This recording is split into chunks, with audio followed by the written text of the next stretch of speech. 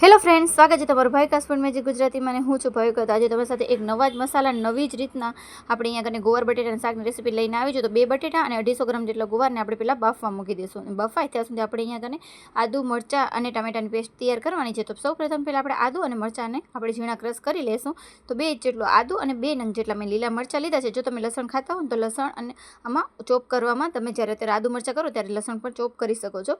તો બસ હવે આને આપણે એકદમ સરસ રીતે ઝીણા ચોપ કરી લઈશું। ગોવાનું શાક ઘણા લોકોને નથી ભાવતું, પણ તમે આ રીતે જો બનાવીને દેશો ને તો ઘણા બધા આંગળા ચાટતા રહી જશે। 100% રોટલી ઓછી પડવાની છે એ ગેરંટીથી કહું છું। તો તમે આ વિડીયો છે ને સ્કીપ કર્યા વગર જોજો અને જો પસંદ આવે ને તો લાઇક અને કમેન્ટ જરૂરથી કરજો, એટલે મને ખબર પડે કે તમે આ રેસીપી જોઈ છે। તો કમેન્ટ કરવાનું ભૂલતા નહીં અને તમે કયા ગામથી અને કયા શહેરથી જોવો છો ને તે પણ મને જરૂર જણાવજો। તો 2 નંગ જેટલા આપણે ટામેટાને પણ એકદમ સરસ રીતે ઝીણા કટ કરી લેવાના છે। તમે જોઈ શકો છો હવે આ બધું આપણે કર્યું ત્યાં સુધી ગુવાર અને બટેટા આપણા બફાઈ ગયા છે। તમે જોઈ શકો છો મેં છાલ ઉતારીને જ આપણે બટેટા બાફવા મૂક્યા હતા। એટલે આ રીતના આપણે મીડિયમ સાઇઝના આના બટેટાના કટકા કરી લેશું। અને તમે લોકો ગુવારનું શાક કઈ રીતે બનાવો છો? આપણે કાઠિયાવાડી સ્ટાઇલમાં પણ આપણે બનાવતા હોઈએ છીએ, પણ આ એક નવા જ રીતના શાકની રેસીપી છે, તો તમે જરૂરથી જોજો। તો અહીંયા મસાલો તૈયાર કરવાનો છે।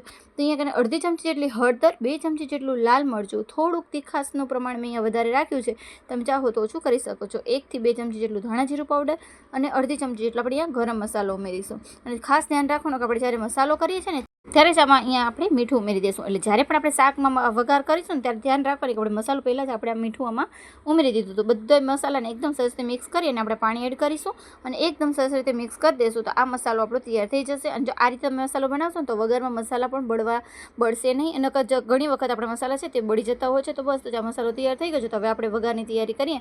તો એક કડાઈમાં આપણે 2 થી 3 પાવડા જેટલું તેલ લેશું। મેં અહીંયા 2 પાવડા જેટલું તેલ લીધું છે। હવે તેલ ગરમ થાય ને એટલે આમાં અડધી ચમચી જેટલી રાઈ ઉમેરીશું, અડધી ચમચી જેટલું જીરું ઉમેરીશું અને આપણે અડધી ચમચી જેટલી હિંગ ઉમેરવાની છે તે આગળ ઉમેરીશું। આદુ મરચાંની પેસ્ટ ઉમેરીશું અને એ આપણે અડધી ચમચી હિંગ ઉમેરી અને એકદમ સરસ રીતે સાતળવા દઈશું।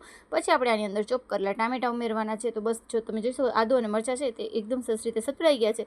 તો હવે ચોપ કરેલા આપણે ઝીણા સમારેલા ટામેટા છે તે ઉમેરી અને ઢાંકી દઈશું, જેટલી વઘાર છે ને તે બારે ઉડે નહીં। તો બસ હવે જો આવી રીતે આપણે ઢાંકણ હટાવીને હવે જોશો આપણે એકદમ સરસ રીતે ટામેટાને મિક્સ કરી લેવાના છે। તે ખાસ ધ્યાન રાખજો કે મીઠું છે પહેલાં જ આપણે ઉમેરી દીધું હતું, તમે ચાહો તો મીઠું બાફવામાં પણ ઉમેરી શકો છો। હવે એકદમ સરસ રીતે આપણે આને મિક્સ કરી લેવાનું છે। હવે એકદમ સરસ રીતે ટામેટાં ચડી જાય ને એની કચાશ દૂર થઈ જાય પછી આપણે આની અંદર મસાલા એડ કરીશું। તો બસ તો હવે ઢાંકી અને 2 મિનિટ સુધી આને એકદમ સરસ રીતે ટામેટાની કચાશ દૂર થાય ત્યાં સુધી આપણે એને સીજવા દઈશું। હવે તમે જોઈ શકો છો સીજાઈ ગયા છે। તો હવે આપણે એની અંદર જે તૈયાર કરેલી મસાલાની પેસ્ટ છે તે આપણે એની અંદર ઉમેરી દઈશું। આ શાક તમે રોટલી, પરોઠા, રોટલા સાથે પણ તમે સર્વ કરશો ને તો ખૂબ જ સરસ એવું લાગવાનું છે। તો તમે વિડીયો મેં તમને આગળ પણ કીધું સ્કીપ કર્યા વગર જરૂરથી જોજો। તો હવે એકદમ સરસ રીતે મિક્સ કરી દઈશું। તો તમે કલર ઉપરથી તમને ખબર પડી જશે કે આ શાક કેટલું સ્વાદિષ્ટ બનવાનું છે ગેરંટીથી। આ જો મારી રીત યુટ્યુબમાં પણ ક્યારે પણ નહીં હોય, આ હું નવી જ રીતના નવી રીત છે મારી જ, તો તમે જરૂરથી ટ્રાય કરજો। હવે તમે જોઈ શકો મસાલા એકદમ સરસ રીતે ચડી ગયા છે। હવે મસાલા ચડી જાય ને એટલે બાફેલા બટેટા અને ગુવાર છે તે આપણે આની અંદર ઉમેરી દઈશું। મસાલા ચડી જાય ને એટલે તેલ છે ને ઉપર આવી જાય એટલે આપણે ખબર પડી જાય કે મસાલા પણ એકદમ સરસ રીતે ચડી ગયા છે। જો તમને મસાલો ઓછું વધુ કાંઈ લાગતું હોય તો તમે આને અંદર ઉમેરી શકો છો।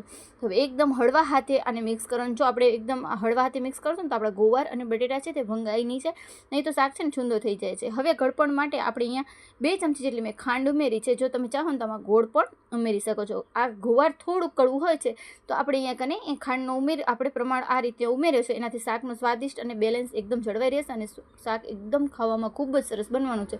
તો હવે ઢાંકી અને 2 મિનિટ પાછું સીજવા દેશો। તમે જોઈ શકો છો તે શાકમાં તેલ છૂટું પડી ગયું છે એટલે હવે આપણે લીલા ધાણા ઉમેરી અને આપણું શાક તૈયાર છે। અને તમે જોતા જ મોં પાણી આવી જાય ને તો તમે એક વખત જરૂરથી ટ્રાય કરજો અને મને કમેન્ટમાં જરૂરથી જણાવજો। અને તમે કયા ગામથી જોવો છો ને તે પણ મને જરૂર જણાવજો। લાઇક, શેર અને સબસ્ક્રાઈબ કરવાનું ના ભૂલતા। Thank you so much video જોવા માટે, ને આવી જ રીતના મારા બધા વિડીયોને સપોર્ટ કરજો અને મારા બધા વિડીયો જોતા રહેજો, આવી જ રીતે બન્યા રહેજો। આવજો।